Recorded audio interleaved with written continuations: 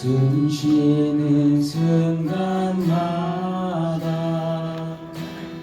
내 앞에 어려움을 보내 주님 앞에 이 몸을 맡길 때 슬픔 없네 두려움 없네 주님의 그 자비로운 손길 항상 좋은 것 주시도다 사랑스레 아픔과 기쁨은 수고와 평화와 안식을 날마다 주님 내 곁에 계셔 날마다 주님 내 곁에 계셔 자비로 날 감싸주시네 주님 앞에 이 몸을 맡길 때 힘주신 내 위로 만주네 어린 나를 품에 안으시사 항상 평안함 주시도다 내가 살아 숨을 쉬는 동안 살피신 나 약속하셨 인생의 어려운 순간마다 인생의 어려운 순간마다 주의 약속 생각해보네 내 맘속에 믿음 잃지 않고 내 맘속에 믿음 잃지 않고 말씀 속에 위로를 얻네 말씀 속에 위로를 얻 주님의 도우심 바라보며 주님의 도우심 바라보며 모든 어려움 이기도다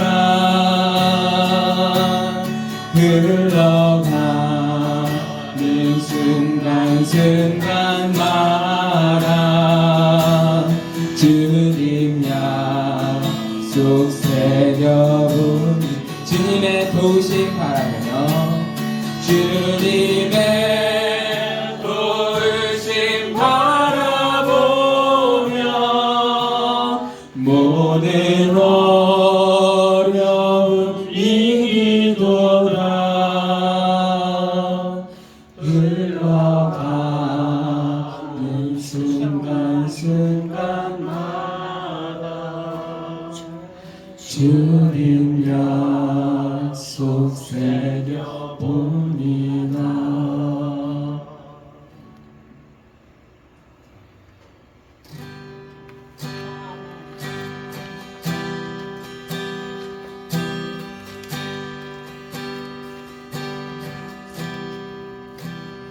날 구원하신 주 감사 모든 것 주신 감사 지난 추억이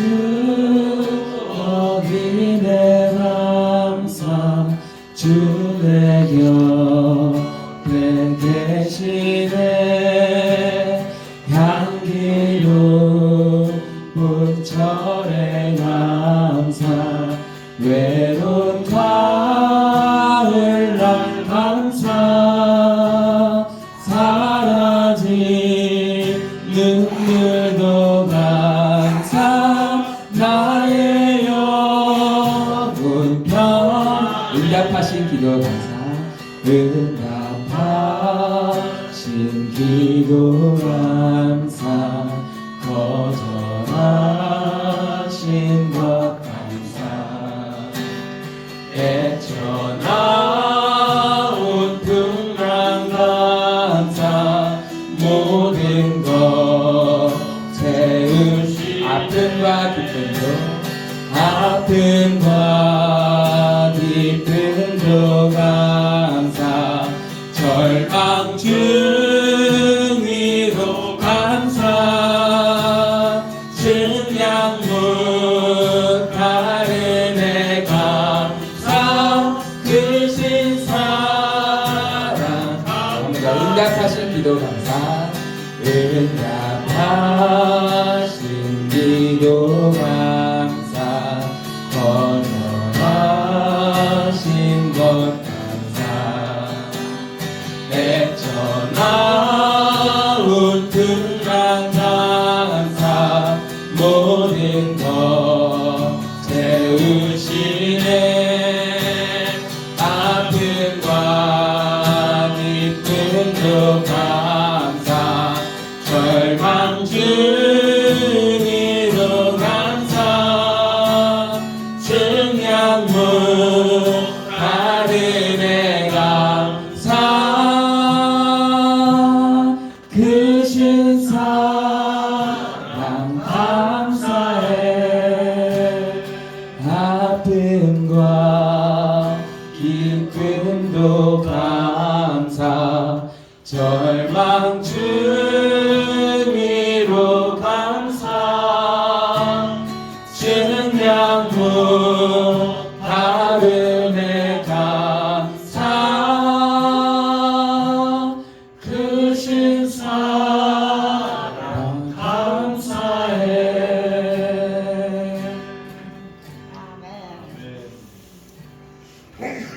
이 시간 함께 다시 한번 더 예배를 위해 기도하겠습니다. 우리의 죄 때문에 십자가에 달려 돌아가시고 부활하신 그 예수님께 오늘도 우리가 함께 감사하며 나아가길 소망합니다.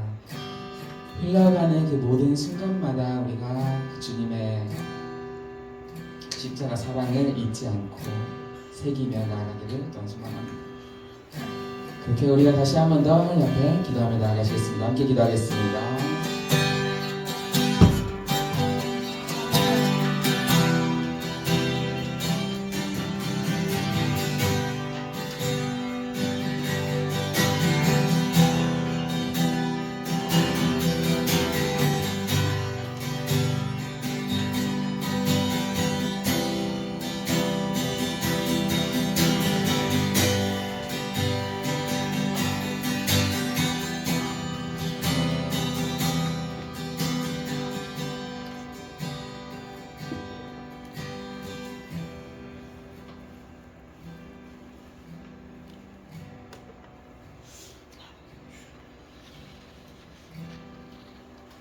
우리 주 예수 그리스도의 은혜와 하나님의 사랑과 성령의 교통하심이 여러분과 함께 하시기를 축복합니다. 다 같이 사도신경으로 우리 신앙하도록 하겠습니다.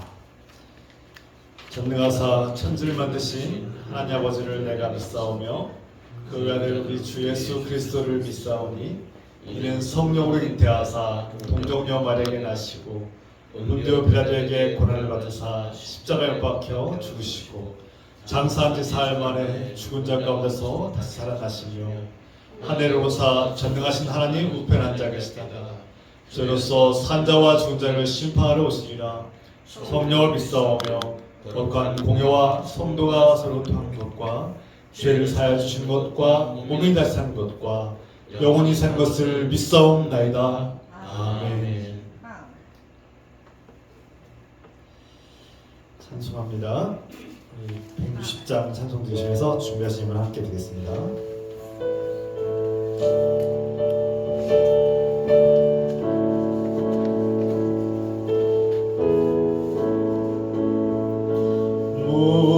무덤에 머물러 예수 내 구주 새벽 기다렸네 예수 내 주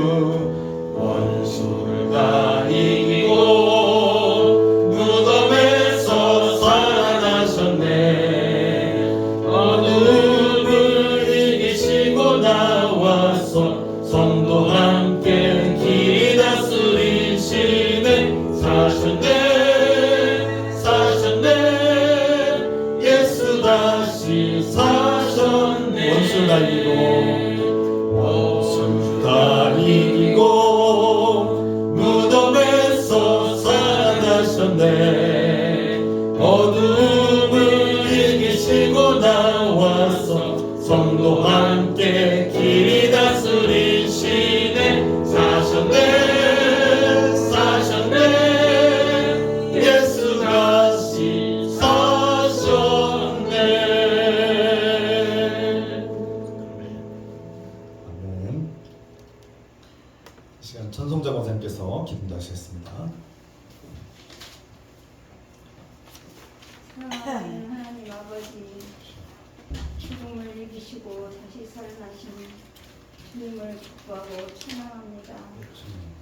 오늘도 살아있는 것이 주님의 은혜이고 기도입니다. 오늘날 저희는 연약함과 죄성 때문에 여전히 주님의 말씀을 온전히 따르지 못하고 제 유혹에서 넘어집니다. 그러나 주님의 사랑 가운데 주셔서 죄로 죽었던 저희를 용서해 주시고 회복시켜 주시니 감사합니다. 이제 저희를 자녀로 삼아 주시고 영원한 생명과 하나님을 얻게 하시니 참으로 감사드립니다. 아멘. 이제 예수님의 능력으로 부활의 소망과 기쁨을 누리며 살게 하소서. 아멘. 이제 주님의 사랑과 능력으로 눈먼 자가 눈을 뜨고 듣지 못하는 자가 들으며 걷지 못하는 자가 뛰어다니고 고통받는 자가 자유를 얻고 눈물을 흘리는 자가 기뻐하게 하소서. 아멘. 주님 이 땅에 살아갈 때 날마다 필요한 것들을 아쉬움을 채워주시기를 기도합니다. 아멘. 우리에게 용기와 지혜와 사랑, 믿음을 더해주시옵소서. 그리고 건강과 관계와 직장, 사업을 맡겨오니 돌봐주시옵소서. 아멘. 오늘도 우리의 기도를 들으시는 예수 그리스도의 이름으로 기도합니다. 아멘.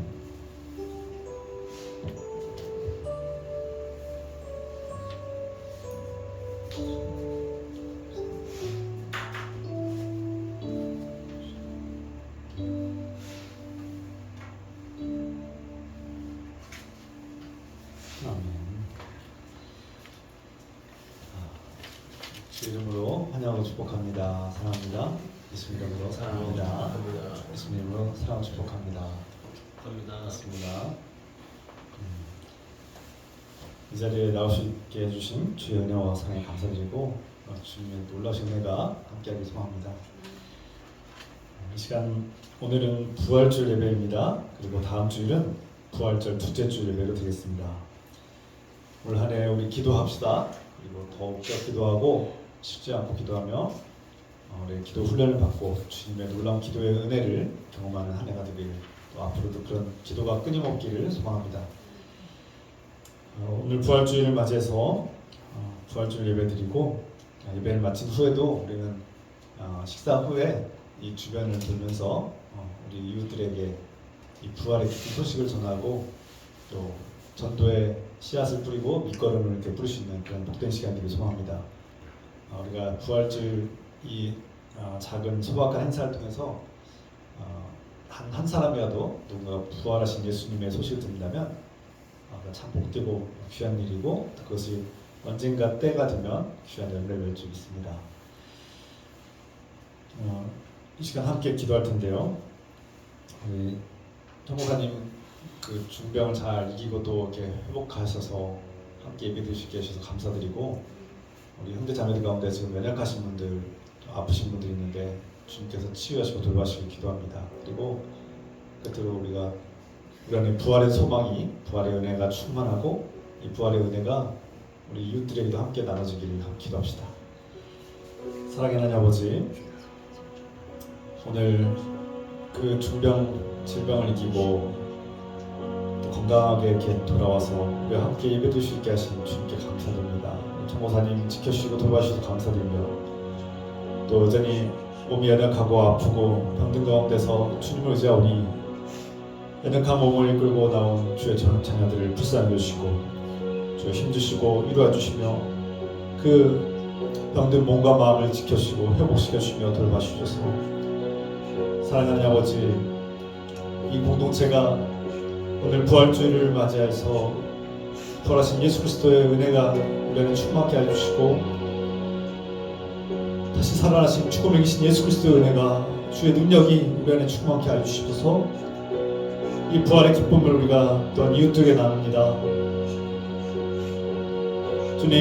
주님을 알지 못하고 냉랭한 저들의 마음속에 예수 그리스도의 복음이 부활의 소식이 전파되게 하시고 죽음을 이기신 예수 그리스도의 그 놀라우신 능력이 한 사람에게라도 전해지게 하시고 우리가 뿌리는 이 전도의 씨앗들이 아름다운 열매 맺도록 축복하시옵소서.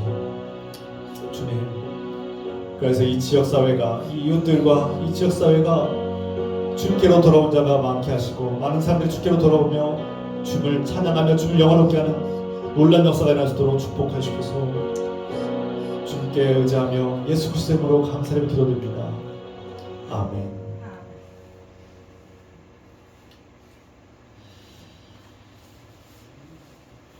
이 시간 하나님께서 우리 함께 성만찬 함께 나누겠습니다. 오늘은 부활주일을 맞이해서 함께 성만찬을 나누겠습니다. 사랑하는 성도 여러분, 오늘 이 만찬은 부활하신 예수님께서 사랑하는 여러분을 위해 마련하신 잔치상입니다. 로마서 6장 5절 말씀처럼 만일 우리가 그의 죽으심과 같은 모양으로 연합한 자가 되었으면 또한 그의 부활과 같은 모양으로 연합한 자도 될 것입니다. 이제 이 식탁은 죽음을 이기시고 다시 살아나신 예수 그리스도께서 저 여러분에게 베푸시는 은혜의 잔치상입니다. 우리에게 영원한 생명과 부활의 연합한 자로 불러주신 예수 그리스도께 감사하며 나아갑시다. 교독합시다. 성만찬 기도. 부활의 주님께서 여러분과 함께 하시기를 빕니다. 또한 목사님과 함께 하시기를 빕니다. 여러분의 마음을 열어 부활하신 예수 그리스도를 영접하십시오. 우리가 마음의 문을 열고 부활하신 예수 그리스도를 영접합니다. 우리 모두 주님께 마음과 정성을 드립시다. 우리 모두 주님께 마음과 정성을 드립니다. 창조주 구원자 하나님, 우리가 기쁨과 감사로 찬양합니다. 예수 그리스도는 죄와 죽음의 권세를 이기셨습니다. 하나님께서 십자가에서 죽임당하신 예수님을 다시 살리셨습니다. 이제 부활의 첫 열매가 되신 예수님 덕분에 우리도 죄와 죽음에서 해방되었습니다. 예수님을 믿고 따르는 모든 사람들에게 영원한 생명을 약속하셨습니다. 이제 우리는 예수 그리스도 안에서 하나님의 자녀가 되는 영광을 얻었습니다. 이 시간 우리가 믿음으로 떡과 잔을 먹고 마실 때 부활의 영광이 가득하게 하옵소서. 부활하신 예수 그리스도의 이름으로 기도합니다. 아멘. 교동문 우리 여러분들 밑줄 그은 부분을 구절을 읽으시면 되겠습니다. 하나님께서 그를 사망의 고통에서 풀어 살리셨으니 이는 그가 삼에게 매여 있을 수 없었습니다. 우리 주 예수 그리스도로 말미암아 우리에게 승리를 주시는 하나님께 감사하오니 그러므로 내 사랑하는 형제들아 결실하며 흔들리지 말고 항상 주의 일에 더욱 힘쓰는 자들이 되라. 이 말을 할 때에 예수께서 친히 그들 가운데 서서 이르시되 너희에게 평강이 있을지어다 하시니 그들이 놀라고 무서워하여 그 보는 것을 영으로 생각하는지라. 예수께서 이르시되 어찌하여 두려워하며 어찌하여 마음에 의심이 일어나느냐. 내 손과 발을 보고 나인 줄 알라. 또 나를 만져보라. 영은 살과 뼈가 없을 때 너희 보는 바와 같이 나는 있느니라.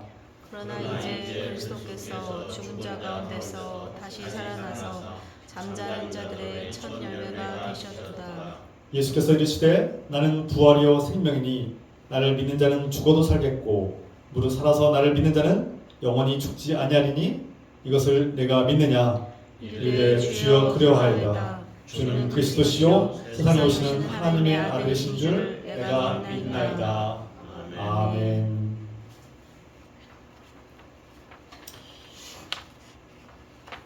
송만찬 말씀입니다. 우리 주 예수 그리스도를 기억하기 위하여 우리는 이렇게 행합니다. 곧 주님께서 배반당하시던 날 밤에 빵을 드시고 감사의 기도를 드리신 다음 그것을 떼며 다음과 같이 말씀하셨습니다. 받아 먹으라. 이것은 너희를 위해서 찢기는 내 몸이다. 이것을 행할 때마다 나를 기억하여라. 또 같은 방법으로 주께서 잔을 드시고 다음과 같이 마셨습니다. 이 잔은 내 피로 세울 새 언약이다. 이것을 행하며 잔을 마실 때마다 나를 기억하여라. 아멘. 성령이 임재하시길 기원합니다. 자비로우신 하나님, 이 성만찬 위에 생명의 성령을 부어 주십시오. 성령의 능력으로 이 떡과 포도주가 우리 안에서 그리스도의 살과 피가 되게 해 주십시오. 그리고 우리 안에 그리스도의 살과 피가 흐르게 하옵소서. 이제 우리 모두가 그리스도와 연합하여 하나 되게 하옵소서.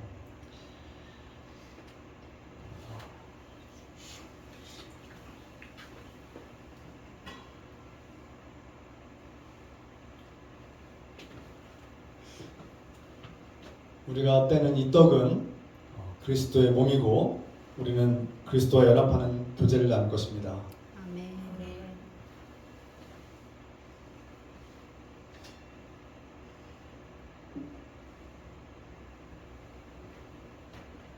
우리가 나눌 이 잔은 그리스도의 피입니다. 우리는 그리스도의 생명에 동참하는 그런 교제를 나누게 될 것입니다. 아멘.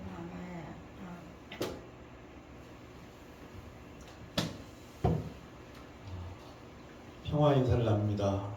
주님의 평화가 여러분과 함께 하시기를 빕니다.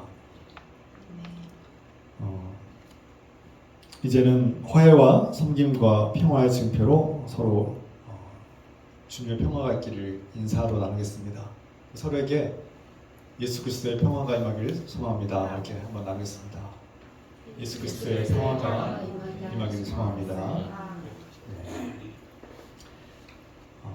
한 분씩 이쪽 편에서부터 한 분씩 이렇게 나오셔서 떡과 잔을 나누시고 제자리 돌아가셔서 기도하시면 되겠습니다. 성만찬 위원 나오시고요.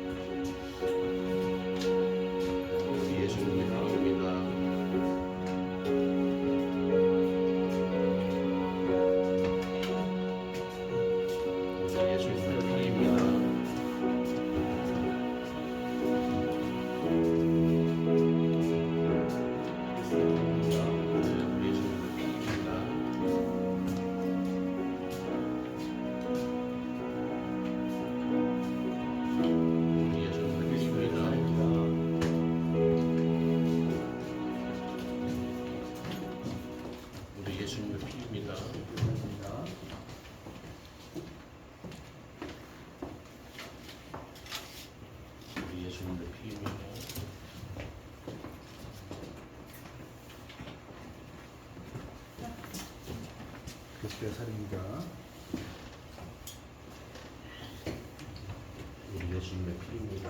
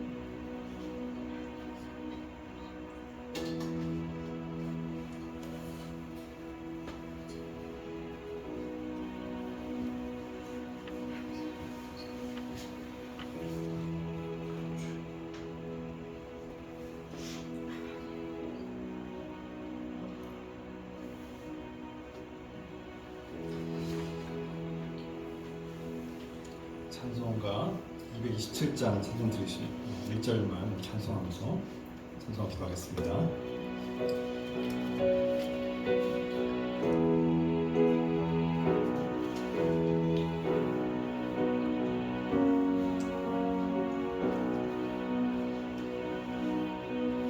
주 앞에 성찬 받기 위하여 네 죄인 감히 나옵니다.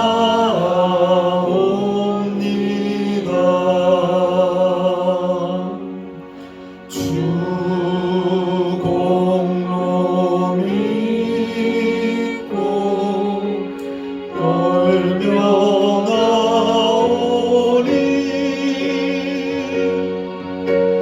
내 죄를 용서하여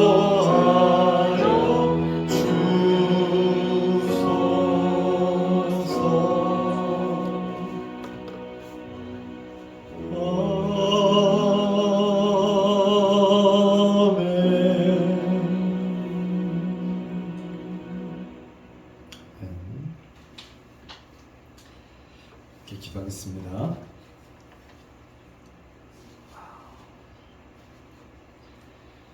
하나님 아버지께서 우리에게 외아들 예수 그리스도를 온전히 내어 주셨습니다. 이제 우리가 그리스도와 연합한 자녀가 되어서 부활의 영광에 동참하게 하심을 감사합니다. 우리 모두가 부활의 능력으로 영원한 생명과 자유를 얻고 슬픔과 절망과 죽음을 이기며 살게 하옵소서. 모든 존귀와 영광이 지금부터 영원토록 하나님 아버지의 것입니다. 우리에게 부활의 생명을 주신 주님을 찬양하고 경배합니다. 십자가에서 죽으시고 부활하신 예수 그리스도의 이름으로 감사드리며 기도합니다. 아멘.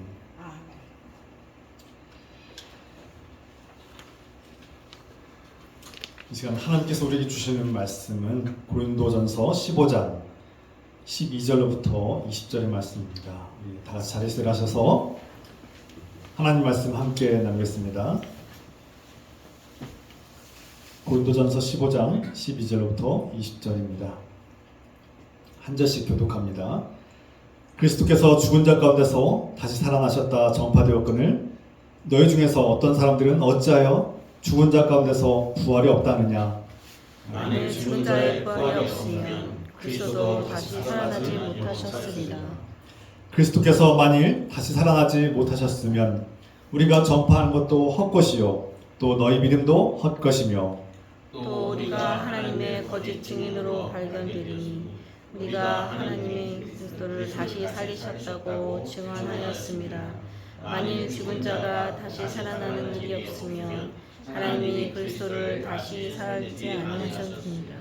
만일 죽은 자가 다시 살아나는 일이 없으면 그리스도도 다시 살아나는 일이 없었을 터이요 그리스도께서 다시 살아나신 일이 없으면 너희의 믿음도 헛되고 너희가 여전히 죄 가운데 있을 것이요 또한 그리스도 안에서 잠자는 자도 망하였으리니 만일 그리스도 안에서 우리가 바라는 것이 다만 이 세상의 삶뿐이면 모든 사람 가운데 우리가 더욱 불쌍한 함께 자입니다. 있습니다.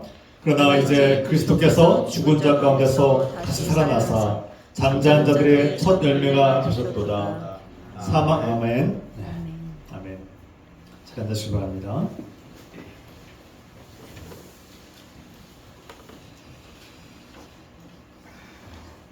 저는 오래전부터 가끔씩 이런 생각을 해왔습니다. 눈에 보이는 이 세상이 전부라면 어떨까? 정말 사람은 죽으면 그냥 살다가 죽으면 모든 것이 끝나고 마는 것일까? 나는 누구이고 나는 이 세상에 왜 존재하고 죽은 후에는 어떻게 될 것인가? 만약에 이 세상에 정의와 심판이 없다면 어떨까? 이런 생각을 해본 적 있으십니까? 사람이 살다 보면 이런 생각을 한 번쯤 하지 않겠습니까? 그리고 그 답을 찾으셨습니까? 저는 답을 찾았습니다. 만약에 눈에 보이는 이 세상이 전부라면 이 세상이 얼마나 험할까요? 특히 이 땅에서 살면서 상처받고 정말 궁핍하고 가난하고 또 거짓과 폭력으로 짓밟히고 당하며 살았다면 얼마나 억울하겠습니까? 얼마나 불행하겠습니까? 말할 수 없는 허무함이 밀려올 것 같아요. 어떤 면에서 오늘날 한국 사회가 대한민국이 전 세계에서 스스로 목숨을 끊는 일이 가장 높은 비율로 나오는 것은 어쩌면 그 허무함이 큰 요소가 아닐까 생각합니다. 인생의 그 허망함이 그들을 잠식하고 그렇게 만든 것이 아닐까 돌아보게 됩니다. 무섭고 두려운 것이죠. 인생에 살아갈 소망이 없는 것이죠. 그런데 우리에게 답이 있습니다. 눈에 보이는 이 세상이 전부가 아니라는 겁니다. 그리고 우리에게는 희망이 있습니다. 하나님께서 이 세상을 창조하신 하나님께서 우리에게 소망을 주셨다는 거예요. 바로 영원한 생명과 하나님 나라를 주신 것입니다. 이게 어떻게 해서 우리에게 소망이 됩니까? 하나님께서 정의를 사랑하시는 하나님께서는 불의함에 짓밟히고 폭력과 거짓에 상처받고 무너진 사람들을 불쌍히 여기시고 그 죄를 갚으신다는 겁니다. 여기에 하나님의 정의와 심판이 우리에게 소망이 되는 것입니다. 그냥 억울하게 괴롭힘을 당하고 짓밟히고 고통을 당하다가 끝나는 인생이 아니라 하나님께서 갚아주겠다는 겁니다. 이것이 소망 아닙니까? 내 힘으로는, 내 능력으로는 할 수 없는 일이고 또 내가 해서도 안 되는 일이지만 하나님께서 가장 정의로운 방식으로, 하나님의 방식으로 하시겠다는 겁니다. 창조주로서, 만왕의 왕으로서. 그래서 우리는 눈에 보이는 세상이 전부가 아니라 우리에게는 죽음이 끝이 아니라 죽음 이후의 삶, 영원한 삶이 있다는 것을 우리는 소망하게 됩니다. 그래서 그 소망은 우리를 살리는 기쁨과 힘이 되는 것이죠. 그래서 그리스도인들은 강합니다. 세상에서는 때론 박해를 받고 미움을 받고 약한 것 같이 보이지만 하나님께서 주시는 이 소망과 위로와 힘을 얻는 사람들은 강합니다. 그래서 우리는 이 세상에서 당하는 어떤 가난과 궁핍과 또 환난과 핍박과 어떤 어려움을 이겨낼 수 있는 힘을 가지고 있습니다. 내가 얻는 것이 아니라, 내가 갖는 것이 아니라 하나님께서 주시는 힘과 위로인 것이죠. 그래서 하나님께서 정의를 세우시겠다. 내가 하나님의 하나님께서 공의로 심판하시겠다고 말씀하시는 겁니다. 그리고 이 세상의 눈에 보이는 세상이 전부가 아니라 하나님께서 통치하시는 영원한 나라가 있다는 것을 우리에게 분명히 말씀하고 있습니다. 이것이 정답이에요. 죽으면 끝이 아닙니다. 내가 세상에서 서럽게 살고 고통스럽게 살고 불행하게 살았을지라도 끝이 아닙니다. 하나님께서는 그 인생을 역전시켜 주시겠다고, 우리가 상상할 수도 없는 놀라운 세상에서 우리가 상상하기도 힘든 그런 기쁨과 소망과 즐거움과 위로와 평화를 주시겠다고 약속하십니다. 이 땅에서는 우리가 사랑받지 못했지만 영원히 사랑받으며 살 수 있도록 하시겠다고 약속하신 것입니다. 이 땅에서는 사람들이 서로 경쟁하고 다투고 싸우고 서로를 죽이려고 하고 짓밟지만 다시는 그런 일이 펼쳐지지 않는, 눈물도 없고 슬픔도 없고 고통도 없는 하나님께서 통치하시는 그 하나님의 나라에서 우리가 영원한 기쁨과 소망을 가지고 즐거워하며 사랑하며 살게 하시겠다고 약속하신 것입니다. 이것이 하나님께서 저와 여러분들에게 주시는 위대한 가장 소중한 선물이고 그것을 우리는 부활의 소망이라고 부릅니다. 중요한 것은 하나님께서 이 세상을 심판하실 때 악한 자들을 죽이고 멸망시키는 것이 목적이 아니라 하나님은 누구든지 하나님께로 돌아와서 이 죄에서 해방되고 죽음에서 벗어나서 하나님께서 주시는 그 생명을 얻게 하시는 것이 목적이라는 거예요. 우리가 죄인입니다. 우리가 하나님 앞에 내가 세상에서는 비교적 깨끗하게 살고 비교적 모범적으로 살고 비교적 평범한 사람인데 하나님 앞에 우리는 죄인인 거예요. 하나님을 거역하는 죄, 하나님을 사랑하지 않는 죄, 하나님을 인정하지 않는 죄, 내 인생을 내 것이라고 주장하고 사는 죄, 그것이 다 죄입니다. 그것은 사탄 마귀가 지배한다는 증거이고 하나님의 복을 받을 수 없는 무서운 죄이죠. 그런데 하나님께서 그럼에도 불구하고 우리를 용서하시고 내가 너를 영원한 생명의 길로 인도하시고 또 영원한 생명의 은혜를 베푸시겠다고 약속하신 것입니다.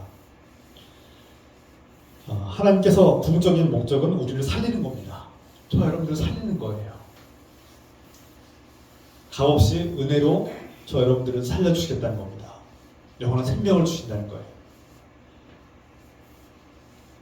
그래서 하나님께서 이 죄의 문제를 해결하고 우리를 그 죄, 마귀 사탄의 그 지배와 통치에서 우리를 구원하기 위해서 하나님께서 놀라운 뜻과 계획을 세우셨는데 그것이 바로 예수 그리스도를, 하나님의 아들 예수 그리스도를 이 땅에 보내시고 예수 그리스도를 그분의 사랑과 희생으로 우리를 살리시는 그 놀라운 계획을 펼치고 가신 것입니다.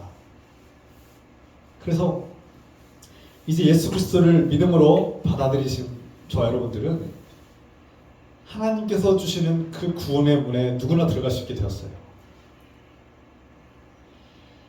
내 힘과 지식과 능력으로는 하나님의 그 구원의 문을 들어갈 수 없었어요. 그런데 예수 그리스도를 믿는 자는 예수 그리스도께서 우리를 자녀로 삼고 친구로 삼아서 그 문을 조건 없이 들어오시게 해주셨다는 거예요. 강제로 들어오게 하시는 거죠. 강제로 그 문을 여시고 우리를 강제로 그 문에 집어넣는 겁니다. 그래서 우리는 죽음을 벗어나 영원한 생명을 얻는다는 것입니다. 이것이 그리스도 예수 안에서 누리는 은혜이고 복이고 우리가 듣는 복음의 핵심입니다.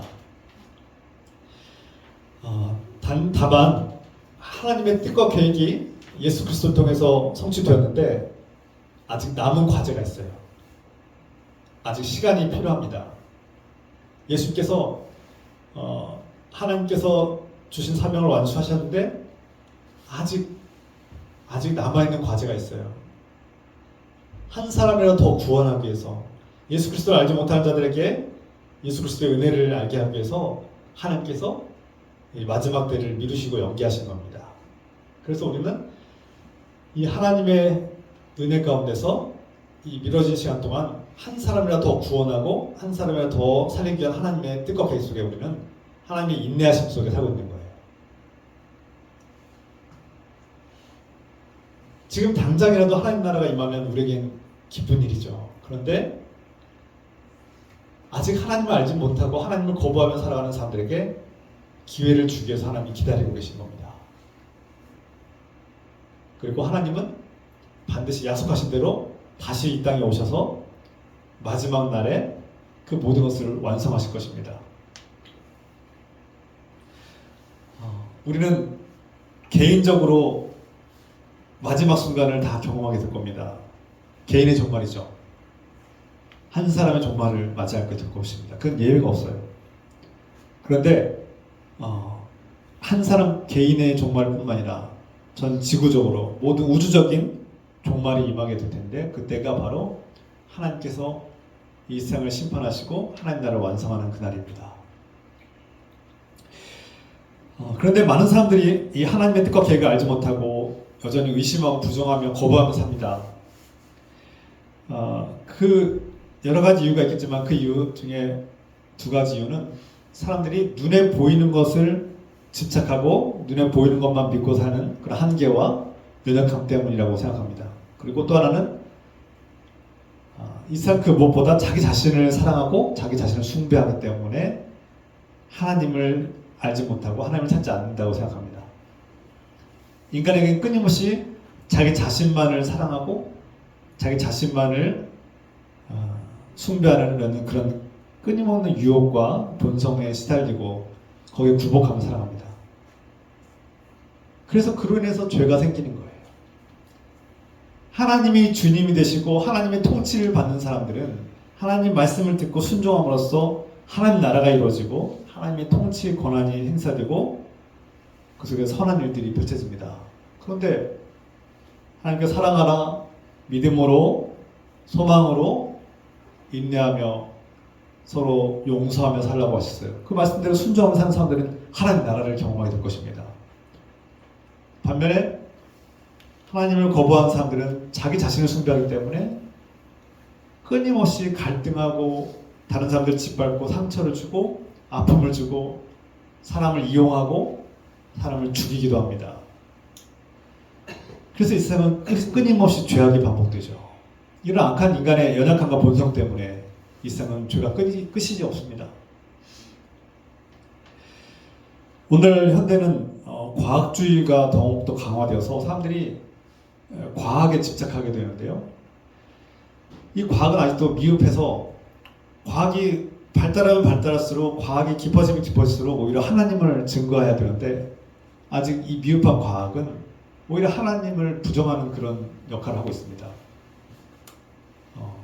과학은 하나님의 도구인데 하나님께 주신 선물이기도 한데 이 과학이 어설프면 어설플수록 하나님을 부정하는 그런 도구가 되고 있어요. 그래서 많은 사람들이 죽은 사람이 어떻게 살아날 수 있느냐? 어떻게 사람이 죽었다 살아날 수 있고 다시 부활할 수 있어? 불가능하다고 말하는 사람들이 너무나 많죠. 그것을 사람들은 과학을 통해서 과학이라는 도구를 통해서 이렇게 반길 때가 너무나 많습니다. 그런데 진정한 과학자, 과학의 높은 수준에 들어가는 사람들은 오히려 그 과학이야말로 하나님, 자신들이 도무지 설명할 수 없는 이 신비로운 자연과 하나님의 세계를 경험하면서 오히려 하나님을 인정하고 경배하고 찬양하는 그런 과학자들이 많습니다. 다시 돌아와서 현대인들뿐만 아니라 이 부활, 죽은 자가 다시 살아난다는 것을 믿지 않는 사람들은 예수님 시대에도 있었고 사도 바울 시대에도 있었고 여전히 오늘날에도 있는 것입니다. 사도 바울도 저와 같은 고민을 한 것 같습니다. 그리고 사도 바울도 오늘날 현대인들의 그런 어떤 반문 못지않게 교회 안에서도 하나님을 믿지 않는 사람들, 부활을 믿지 않는 사람들이 그 공격, 도전을 받았다고 볼 수 있습니다. 오늘 우리가 읽은 고린도전서 15장의 말씀에는 바울이 그런 어떤 고민들을 했는지가 나타나는데요. 어떤 사람들이 바울에게 묻는 거예요. 이 눈에 보이는 세상 말고 또 다른 세상이 있습니까? 정말 하나님 나라 있는 거예요? 그리고 사람이 죽으면 모든 것이 끝나는 거 아닙니까? 어떻게 사람이 죽었다 다시 살아날 수 있죠? 부활을 증명해 보십시오. 부활이 어떻게 일어나는지 자세히 설명하고 보여주십시오라고 하는 사람들이 있었던 거예요. 2000년 전이나 2000년 후에나 지금도 인간의 본성 아닙니까? 시간이 흘러서 해결되는 문제가 아니라 고대에도 사람들은 그 하나님 말씀을 의심했고 복음을 의심했습니다. 예수 그리스도의 부활을 의심한 자들이 여전히 있었고 지금도 있습니다.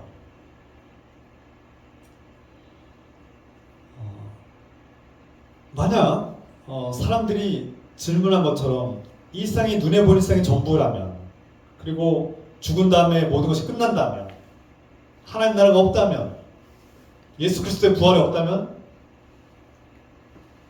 저 여러분들, 하나님을 믿고 예수 그리스도를 구주로 받아들이신 저 여러분들은 세상에서 가장 불쌍한 사람들, 아니 더 불쌍한 사람들이 될 것입니다. 왜 그렇습니까? 주님께서 주시는 하나님께서 주시는 위로와 소망이 지금 살아있을 때만 얻는 위로와 소망으로 그친다면 그것으로 우리 기독교인들이 만족하고 위로를 받는다면 그것은 참 안타까운 일이죠. 그리고 세상에서 하나님을 믿기 때문에 우리는 선한 삶을 살려고 우리는 몸부림을 치고 살죠. 하나님 말씀에 순종하는 삶을 살려고 훈련을 받고 살죠. 지금 먹고 싶은 거, 마시고 싶은 거, 하고 싶은 것들, 인간의 욕망대로 살아도 그렇게 사는 사람들이 얼마나 많습니까? 자신의 쾌락을 위해서, 돈과 명예와 권력을 얻기 위해서 시도 때도 쉬지 않고 달려간 사람들이 얼마나 많습니까? 그런데 저 여러분들은 하나님께 우리 삶을 드리고 하나님께 나아가기 위해서 자신을 내려놓고 그 탐욕과 욕심 많은 우리 자신을 버리지 않습니까? 하나님이 없다면, 예수 그리스도의 부활이 없다면 우리 그리스도인들이야말로 가장 불쌍한 사람들 아닙니까? 반면에 하나님을 믿지 않고 내 마음대로 살겠다고 돈과 명예와 권력과 쾌락을 쫓는 사람들이야말로 가장 행복한 사람들이 아닙니까? 그럼 생각해 보십시오. 이 눈에 보이는 세상이 전부라면 많은 돈을 가지고 많은 부와 권력을 가지고 많은 것을 누리며 사는 사람들이 가장 행복해야 되고 가장 즐거운 삶을 살아야 되는데 여러분 돌아보십시오. 큰 부자들의 삶을 한번 깊이 살펴보십시오. 그들의 가정과 그들의 내면과 그들의 말과 행동 속에 정말 기쁨과 소망이 있습니까?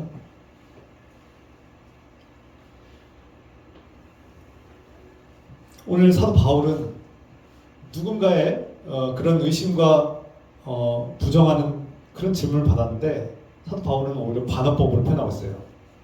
정말 예수님이 죽은 자 가운데서 살아나지 않았다면 저 여러분들은 가장 불쌍한 사람들, 세상에서 제일 불쌍한 사람들이 아니겠습니까? 저는 무엇을 위해서 그런 목사가 되었고 제가 그동안 전했던 그 모든 말씀들은 다 거짓입니까? 다 헛된 것입니까? 여러분들이 수고하고 여러분들이 훈련받고 여러분들이 그동안 그렇게 의지해왔던 그 소망이 무너지고 그동안 새로운 삶이 다 허무해지는 거 아니겠습니까? 사도 바울은 반문하는 거예요. 정말 그게 그 사실입니까? 정말 그렇습니까? 반어법이죠.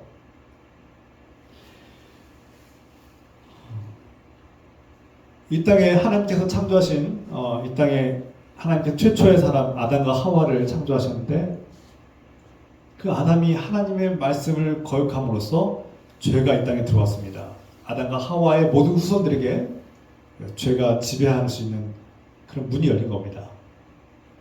그런데 이 죄의 문제를 해결하기 위해서 하나님의 아들이 자신을 희생하셨고 그 죄를 몰아내시고 그 들어온 죄의 문을 닫으신 거 아닙니까? 그래서 예수 그리스도 안에 있는 사람들은 더 이상 죄의 지배를 받지 않고 죽지 않게 된 것입니다. 이것이 부활의 소망이에요. 예수 그리스도께서 하신 일을 여러분 기억하십시오. 다만 부활에는 순서가 있습니다. 때가 되면 이 순서와 질서를 따라서 부활한다고 사도 바울이 말씀하고 있어요. 여러분, 사람이 부활하면 언제 부활할 것인가 그리고 어떻게 부활할 것인가 사도 바울이 한편으로는 반어법으로 우리에게 도전을 주고 정말 부활이 없다면 당신들은 세상에서 가장 불쌍한 사람들인데 정말 그렇습니까? 라고 되묻습니다. 반면에 부활의 소망을 가진 사람들은 어떻게 살아야 합니까? 이걸 되묻고 있는 것이죠. 우리 안에 부활의 소망이 없다면 여러분 왜 예수 그리스도를 믿습니까? 하나님께서 죽은 자를 살리신다는 사실을 믿지 않는다면 여러분 왜 하나님을 믿습니까? 하나님 그런 분이십니까? 하나님은 정말 그런 정도밖에 되지 않는 분이십니까? 그런 하나님 왜 믿습니까? 하나님은 지금 우리에게 도전을 주시는 거예요. 질문을 하는 겁니다. 하나님께서 여러분에게 지금 질문을 던지는 거예요. 너는 나를 믿느냐? 너는 나를 어떻게 보느냐라고 질문을 던지는 겁니다. 네가 알고 있는 하나님은 어떠한 존재이시냐, 어떤 분이시냐라고 묻는 거예요. 예수 그리스도는 너에게 누구이냐, 어떤 분이시냐라고 묻는 겁니다. 하나님이 죽은 자를 살릴 수가 없습니까? 하나님은 그 정도밖에 되지 않는 분입니까? 하나님은 우리를 창조하셨고 우리가 죽은 자 살리시는 그런 분으로 정말 믿어지십니까? 지금 질문을 던지는 거예요. 저 여러분들에게 진심으로 하나님을 아느냐고 묻는 거예요. 하나님, 이 땅에 오신 육신으로 오신 예수 그리스도가 여러분들을 죽은 자 가운데서 살리실 것을 믿느냐라고 묻는 겁니다. 사도 바울이 한편으로는 가슴이 아팠어요.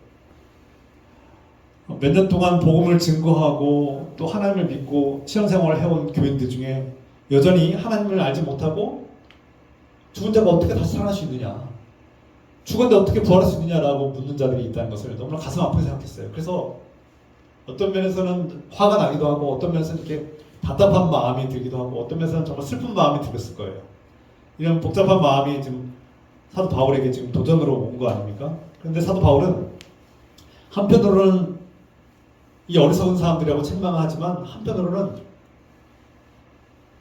교회 안에도 아직도 부활의 소망을 갖지 못한 사람들이 있구나라는 것을 깨닫고 이 부활의 소망을 다시금 전하는 겁니다. 그래서 우리가 교인들 중에 고민하고 목사님 용기를 내서 목사님에게 저에게 질문하시는 분들이 간혹 있어요. 목사님, 저는 오랫동안 신앙생활을 했지만 아직도 예수님이 누구인지 모르겠습니다. 복음이 무엇인지 모르겠습니다. 정말 부활이 있는지 모르겠습니다라고 질문한다면 제 마음속에는 정말 슬프고 답답하긴 하겠지만 또 한편으로는 감사하게 일 겁니다. 내가 당연히 믿고 있을 거라고 생각했는데 아니었구나. 이분이 아직도 하나님을 모르는구나. 이분이 아직 하나님의 능력을 경험한 적이 없구나. 하나님이 누구신지 모르고 아직 예수 그리스도께서 누군지 모르시는구나라고 생각하고 전도의 기회를 삼게 될 겁니다. 그래서 우리 교인들은 그것이 어리석은 질문일지라도 때로는 솔직하고 정직하게 그런 질문을 할 수 있어야 합니다. 저는 그것을 기쁘게 받아들이기로 했습니다. 누군가 교인 중에 그렇게 오랜 세월 동안 신앙생활을 했음에도 불구하고 이 부활의 소망을 갖지 못한다면 한편으로는 제 마음이 참 가슴 아프겠지만 한편으로는 그래서 전도의 기회로 삼을 거예요. 여러분도 그렇게 생각하시길 부탁드립니다. 누군가 여러분에게 그런 질문을 한다면 그가 용기를 냈구나. 용기를 내서 고맙다고 말해야 되고 솔직하게 말해서 고맙다고 말하고 그에게 전도할 다시금 복음을 전할 수 있는 기회라고 생각하시길 부탁드립니다. 특히 젊은 사람들이 교회에서 다양한 질문들을 할 수 있어요. 꼭 그렇게 해야 됩니까? 왜 그렇게 해야 돼요? 라고 질문하면 여러분 그것을 책망하거나 비난하지 마시고 그가 답답한 마음에 용기를 내서 우리에게 질문할 때는 기쁘게 받아들이시고 최선을 다해서 설명을 친절하게 설명하십시오. 그리고 여러분들이 성령의 인도하심을 받아서 최선을 다해서 지혜를 발휘해서 그에게 하나님을 알 수 있는 내가 경험하고 내가 알고 있는 하나님을 솔직하고 정직하게 지혜롭게 전하십시오. 그건 꼭 목사만 하는 일이 아니라 여러분도 할 수 있습니다. 여러분도 해야 되는 일이죠. 다시 돌아와서 예수 그리스도께서 이 땅에 오셔서 우리에게 주신 가장 귀한 선물은 바로 죽음을 이기셨다는 소식입니다. 이 세상에 그 누구도 죽음을 이긴 자가 없는데 예수님께서 죽음을 이기셨다는 겁니다. 이 말은 다시 말해서 이제 예수 그리스도 안에서 예수님이 열어주신 그 문으로 들어간 사람은 죽음의 지배를 받지 않고 다시는 죽지 않는다는 뜻입니다. 현실적으로 말하면 죽었다가 다시 살아난다는 말씀을 하시는 거예요. 우리는 이러한 소망을 가지고 살고 있죠. 우리 일상을 돌아보면 우리가 이렇게 신앙생활을 하고 예배드리고 기도하는 것, 이 모든 것이 내가 죽었다가 다시 살아날 것을 믿기 때문에 가능한 겁니다. 그러니까 이 세상에 사는 동안 내가 좀 평안하려고 위로를 받으려고 신앙생활하는 것을 끝난다면 그것은 참 어리석은 안타까운 일이에요. 죽음 이후에 영원한 생명이 있음을 믿으시고 예수 그리스도께서 주신 그 죽음을 이기신 소식을 믿으시길 바랍니다. 그래서 여러분, 우리가 예배하고 기도하고 말씀을 읽는 이 모든 것들이 이 부활의 소망 때문에 하는 거예요. 이 땅에서 더 잘 먹고 잘 살기 위해서 예수님 믿는 거, 물론 예수님께서 주실 수 있는 선물이긴 하지만 이미 주님께서는 저 여러분들이 가장 소중한 선물, 영원한 생명을 주셨습니다. 할렐루야. 아멘. 이 가장 귀한 선물을 받은 저 여러분들은 비록 내 현실은 가난하고 내 현실은 아프고 병들고 내 현실은 지금 참 암담하고 절망적일 수 있지만 여러분, 하나님께서 그거 비교할 수 없는 당장 눈앞에 보이는 어떤 부유함이나 건강이나 어떤 그런 것과는 잠깐 나에게 주어지는 그런 세상의 것들과 비교할 수 없는 영원한 생명을, 영원한 하나님 나라를 우리에게 주셨다는 사실을 기뻐하며 사십시오. 당장 오늘 내 삶이 끝날지라도, 당장 내 삶이 오늘 끝날지라도 나는 영원한 생명을 주신 하나님을 찬양하고 기뻐하면서 내가 하나님 나라에 영원히 함께하겠다는 그 약속을 믿으시고 나아가시길 부탁드립니다. 죽음을 이기신 예수 그리스도, 세상을 이기신 예수 그리스도를 믿으시고 그분을 따라서 그분 안에 사는 사람들은 이러한 소망과 기쁨을 가지고 담대하게 살아갑시다. 그래서 여러분들, 과거에는 한국교회가, 제가 경험한 한국교회 한 부류는 교회 예배당을 채우기 위해서 많은 사람들 끌어모으기 위해서 막 제발 우리 교회 좀 한번 나와달라, 제발 우리 교회 좀 한번 가자, 제발 우리 교회 나와주세요 하고 막 빌다시피 이렇게 애걸하다시피 전도를 했던 기억이 나요. 지금도 그렇게 하시는 분들 많이 있고 그렇게 가시는 교인도 많아요. 그러나 저는 다르게 생각합니다. 물론 그것도 필요할지도 모르겠지만 적어도 이 시대의 한국교회, 이 시대에서 오늘날 한국교회가 그런 식의 애걸복걸하는 그런 전도 말고 제발 한 번만 나와주세요, 우리 교회 나와주시면 정말 감사하겠어요, 그런 전도 말고, 어차피 그런 시대 끝났습니다. 우리는 하나님의 특별히 선택받은 자녀로서 하나님께서 주시는 그 피값을 사신 구원의 생명을 얻은 자로서 이걸 아무에게나 남발할 수 없는 거예요. 그들에게 주는 초대장은 그들이 모를 뿐이지, 그것의 소중한 가치를 모를 뿐이지, 그것은 세상의 억만금으로 살 수 없는 초대인 것이죠. 우리가 공짜로 모든 것을 하다 보니까 사람들이 귀한 줄 몰라요. 교회가 공짜로 나누고 값없이 주니까, 구원도 막 값없이 주었다고 하니까 이 귀한 줄 몰라요. 뭐가 귀한지 몰라요. 그게 그냥 자동으로 거저 얻어지니까 내 힘으로 노력해서 얻은 게 아니다 생각하니까 사람들이 그냥 가볍게 여기는 것 같아요. 그러나 예수 그리스도께서 주시는 그 구원, 이 부활의 소망은 결코 가벼워서는 안 될 뿐만 아니라 가벼운 것이 아닙니다. 내가 애걸복걸하면서 제발 믿어주세요 해서 될 일이 아닙니다. 우리가 막 강압적으로 막 믿어라 하고 막 안 믿으면 협박한다고 해서 될 일이 아닙니다. 겁박을 주고 협박해서 믿어지는 것도 아니고요. 애걸복걸해가지고 제발 나와달라고, 제발 믿어달라고 해서 될 일도 아닙니다. 하나님의 선택받은 자녀들이 누구나 받을 수 없는 이 놀라운 귀한 영원한 생명과 부활의 소망을 하나님께서 피값으로 주신 겁니다. 그런데 사람들이 물론 죽은 자가 어떻게 살아날 수 있죠? 부활이 어떤 식으로 일어난다는 말입니까? 물론 질문할 수도 있고 토론할 수도 있습니다. 그런데 때가 있어요. 우리가 좀 더 부활에 대해서 알고 싶고 어린아이와 같이 정말 부활에 대해서 배우고 싶고 죽은 자의 삶, 죽은 이후의 삶에 대해서 하나님께서 뭐라고 말씀하시는지 배우고 싶고 더 알고 싶고 훈련받고 싶어서 질문할 수 있습니다. 그것은 매우 긍정적이고 바람직한 질문들이죠. 그래서 성경을 통해서 하나님 나라와 하나님의 그런 죽음 이후에 하나님께서 주신 부활의 소망에 대해서 더 배우려고 하는 마음은 기쁜 겁니다. 반면에 그렇게 오래도록 성경을 읽고 복음을 듣고 신앙생활을 해왔음에도 불구하고 여전히 정말 하나님이 죽은 자를 살릴 수 있다고? 죽은 자가 어떻게 살아나지? 어떻게 부활이 일어난단 말이야? 그 과거에 죽은 사람들은 어떻게 된 거야? 라고 반문하면서 이런 부정적인 마음, 거부로서의 어떤 그런 질문들은 이미 위험한 질문인 거예요. 이미 하나님과 싸우자는 질문인 것이죠. 제가 말씀드렸습니다. 질문을 하지 말라는 것이 아니라 질문의 결이 다르죠. 질문을 분별하는 뜻입니다.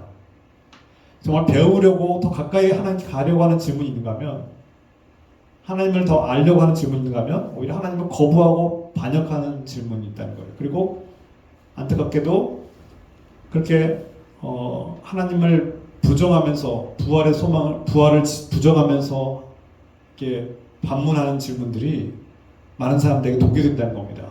공동체를 분열시키고 하나님께로부터 멀어지게 하는 그런 독이 되고 그런 방해가 되고 문제를 일으킨다는 거예요. 전염이 된다는 거예요. 그래서 악한 전염병은 우리를 병들게 하고 죽게 만듭니다. 반면에 좋은 전염이 있습니다. 내가 하나님을 경험했고 내가 만난 하나님은 죽은 자를 살리시는 하나님이시고 성경에서 우리에게 증언하는 그 말씀을 내가 성령 안에서 믿음으로 보고 깨닫고 그것을 고백할 때 죽은 자를 살리시는 부활의 주님께서 우리의 소망이 되셨음을 우리는 증거함으로써 좋은 전염이 일어나는 거예요. 좋은 전염. 그래서 교회는 이것을 분별할 줄 알아야 합니다. 어떤 사람들이 질문을 비난하거나 책망하지 마십시오. 그런데 악한 질문들이 있어요. 그런 사람들이 교회를 어지럽히는 겁니다. 하나님께로부터 멀어지게 하는 것이죠. 그런 사람들은 공동체가, 지도자뿐만 아니라 공동체가 다시금 가르쳐야 되고, 그가 끝까지 거부하면 적절한 지혜로운 방법들을 찾아서 방안을 대책을 구해야 합니다. 그것이 공동체를 지키는 방법이에요. 사도 바울이 그것을 말씀하고 있는 거예요. 너희 중에 여전히 하나님을 알지 못하고 이 부활을 의심한 자들이 있는데, 그렇게 오랫동안 복음을 듣고 알고 있음에도 불구하고 말씀을 읽었음에도 불구하고 그렇게 하나님을 거부한다면 그것을 방치하지 말라는 겁니다. 악한 전염이 일어난다는 거예요. 공동체를 지키기 위해서 우리는 최선을 다해야 되고 지혜를 발휘해야 됩니다. 그것을 방치하고 내버려두는 것이 더 큰 죄가 될 수 있습니다. 그래서 여러분, 지도자는 때로는 그런 일들이 생기면 단호해져야 되는 거예요. 교회가 뭐 사랑해야 된다, 사랑으로 모든 일을 감당해야 된다고 말하지만 그것도 사랑입니다. 채찍을 들 것도 사랑이에요. 공동체를 지키기 위해서 각한 질병을 향해서 단호하게 대처해야 되는 것이죠. 사도 바울은 그 공동체를 지키기 위해서 다시 한번 복음의 소망을 가지라고 우리에게 당부하고 있습니다. 그리고 이렇게 예화를 드렸습니다. 여러분, 씨앗을 생각해 보십시오. 씨앗은 작고 단단하고 겉으로 볼 때는 죽은 것 같습니다. 그런데 그것이 땅에 심겨지면 어떻게 됩니까? 갑자기 모습이 변화되죠. 상상도 못했던 새로운, 우리가 경험을 통해서 알고 있지만 그 씨앗과는 전혀 상상할 수 없는 비교가 안 되는 새로운 모습으로 싹을 틔웁니다. 신비한 싹이 트죠. 그리고 그 싹이 점점점 자라면 그 씨앗과는 전혀 상상도 못할 새로운 열매들을 맺습니다. 여러분, 사과를 생각해 보십시오. 작고 보잘것없는 조그만한 단단한 중국 같은 그 사과 씨앗이 땅에 심겨지면 새싹을 피우고 줄기, 단단한 나무가 되고 그 나무에서 수십 개, 수백 개의 사과 열매를 맺죠. 부활도 이와 같다는 겁니다. 우리의 몸이 어떻게 해서 어떤 식으로 부활할지 여러분 상상해 보십시오. 우리의 몸은 땅에 묻히면은 썩어져서 없어집니다. 사라지죠. 그런데 그것이 전부가 아니라는 겁니다. 인생이 살다가 땅에 묻히면 죽으면 끝나는 그런 허무한 인생이 아니라는 겁니다. 우리의 육신은 땅에 묻혀서 죽은 것 같지만 그것은 씨앗과 같아서 죽었지만 새로운 새싹을 펼치고 새싹은 전혀 새로운 모습으로 변화된다는 겁니다. 예수 그리스도 안에 거하는 사람들은 상상할 수도 없는 새로운 모습으로 예수님이 가지신 뭔가 그 몸처럼 시간과 공간을 초월해서 시간과 공간을 초월해서 어디든지 가고 어디든지 나타나며 이 세상에 구애받지 않는 새로운 존재로 거듭납니다. 제자들이 예수님의 몸을 만졌잖아요. 근데 그 몸은 이 땅에 있을 때 십자가의 흔적을 가지셨지만 그러나 더 이상 아프지도 않고 더 이상 고통받지도 않고 더 이상 괴롭지도 않고 더 이상 이 세상에 얽매이지 않는 완전히 새로운 존재로 거듭나는 겁니다. 새로운 존재 부활하는 거예요. 그리스도께서 저와 여러분들의 그 몸을 부활의 몸을 주시겠다는 겁니다. 그 몸은 죽지 않고 영원히 사는 몸입니다. 신비하죠? 죽으면 끝이 아니라 주님께서 주시는 그 부활의 몸을 얻고 우리는 영원한 기쁨과 소망 속에서 새로운 존재로 살아가게 될 것입니다. 주님과 동행하며 영원히 살게 될 것입니다. 이것이 주님 예수 그리스도께서 저 여러분들에게 주시는 선물이에요. 가장 귀한 선물입니다. 우리는 이 선물을 받은 사람, 미리 받은 이 약속을 가지고 기뻐하며 살 의무가 있는 사람들이에요. 주님께서 다시 이 땅에 오실 때, 때가 되셔서 다시 이 땅에 오실 때 저 여러분들의 이름을 부르실 것입니다. 그러면 그 이름을 듣는 저 여러분들은 나사로처럼 그 무덤에서 일어나서 이전과는 다른 전혀 새로운 몸으로 우리는 거듭나서 주님과 영원히 기뻐하며 사랑하며 그 하나님 나라에서 영생을 누리게 될 것입니다. 여러분, 이 말씀을 붙잡고 이 삶이 허무하지 않은 삶임을 깨닫고 하루하루를 기쁨 속에서 이 소망 속에서 살아가시기를 우리 주 예수 그리스도의 이름으로 축원합니다. 기도합시다. 사랑의 하나님 아버지, 사람은 눈에 보이는 것에 집착하고 눈에 보이지 않는 것을 의심하며 부정하며 거부하며 살아갑니다. 또 사람은 자기 생각과 자기 자신을 사랑하고 숭배하느라 하나님을 보지 못하는 연약한 존재입니다. 그러나 주님, 사도 바울이 그러한 자들에게 주신 말씀을 기억합니다. 이제 우리가 때로는 의심이도 들고 무지하에서 궁금하기도 하고 어떻게 그런 일이 일어날 수 있을까, 그런 마음이 들 수도 있습니다. 그러나 이 말씀을 들을 때, 주 예수 그리스도의 복음을 들을 때에 하나님이 어떠한 분이신 줄 알게 하시고 죽은 자를 살리시는 주님의 놀라운 능력을 깨닫게 하시며 예수 그리스도께서 우리를 위해서 무엇을 하셨는지 깨닫게 하시며 죽음이 전부가 아니라, 죽음이 끝나는 것이 아니라 또 다른 시작임을 깨닫게 하시고 하나님께서 주시는 부활의 몸을 입고 영원한 생명을 누리며 하나님의 통치와 그 말씀 속에서 기뻐하며 사랑하며 영원히 살 수 있는 이 축복의 비밀을 깨닫게 해주시고 주님께서 주시는 이 말씀을 붙들고 이 절망적인 삶을 이겨내고 인내하며 승리하게 도와주셔서 우리 함께 기도합시다. 오늘 말씀을 믿음으로 받아들이고 결단하며 함께 통성을 기도하겠습니다. 주여, 주여. 하나님 아버지, 오늘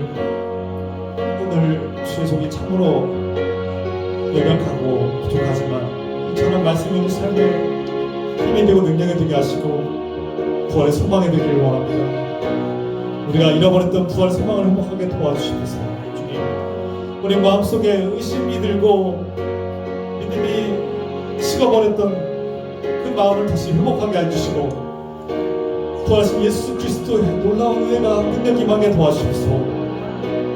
주님, 믿음의 눈으로 다시 보게 하시고 성령님 도와주셔서 우리의 어두운 눈을 밝히 열어 보게 하시며 하나님의 어떠한 분이신지를 알게 하시며 예수 그리스도께서 우리를 위해서 하신 일이 무엇인지를 깨닫게 하여 주시며 이 부활의 소망이 죽음이 끝이 아니라 이 세상의 삶이 전부가 아니라 오늘 당장 내 삶이 끝날지라도 하나님께서 주신 영원한 생명과 부활의 몸을 기대하고 소망합니다. 예수 그리스도께서 다시 오실 날을 기대하고 소망합니다. 우리가 잠들어 있다가 다시 깨어날 그날을 주님과 함께 그리스도의 몸으로, 그리스도께서 주신 몸으로 영원히 살아갈 것을 기대하고 소망합니다. 그것을 믿고 의지하오나니 이 땅에서 삶이 비참할지라도, 이 땅의 삶이 불행할지라도 낙심하지 않게 하시고 전망에 빠지지 않게 하시며 다시금 소망을 얻고 이겨내게 도와주시옵소서. 주님, 이 부활의 소망을 가지고 날마다 기뻐하며 즐거워하며 주 앞에 나아가시도록 도와주시옵소서. 주여, 주여, 부활의 몸을 우리에게 주신다는 말씀, 죽음을 이기시고 우리에게 시간과 공간을 초월하여서 아프지 않고 죽지 않는 영원한 생명의 몸을 우리에게 주신다는 약속을 붙들고 살게 하옵소서. 아멘. 주여, 사랑하는 하나님 아버지, 오늘 전한 이 부활의 소식이 우리 마음속에 주님 모든 의심을 떨쳐버리게 하시고 믿음으로 확신을 가지고 나아가게 하시며 주님 예수 그리스도 안에서 주시는 이 부활의 몸을 입고 다시는 아프지도 않고 다시는 슬퍼하지 않고 다시는 죽지 않는 그리스도의 주시는 몸을 입고 부활의 몸을 입고 영원히 살아가며 주님과 동행하며 영원히 사랑하며 기뻐하며 사는 삶을 꿈꾸며 나아가게 하여 주시옵소서. 이제는 우리에게 영원한 생명과 부활의 몸을 주시는 우리 주 예수 그리스도의 은혜와 우리를 있는 모습 그대로 사랑하시고 용납하시는 하나님 아버지의 끝없는 사랑하심과 부활의 소망을 믿게 하시는 성령의 교통과 말씀하심이 오늘 이 부활의 소망을 갖는 모든 성도들과 이 땅의 백성들을 위해 지금부터 영원토록 함께 해주시기를 간절히 축원하옵나이다. 아멘.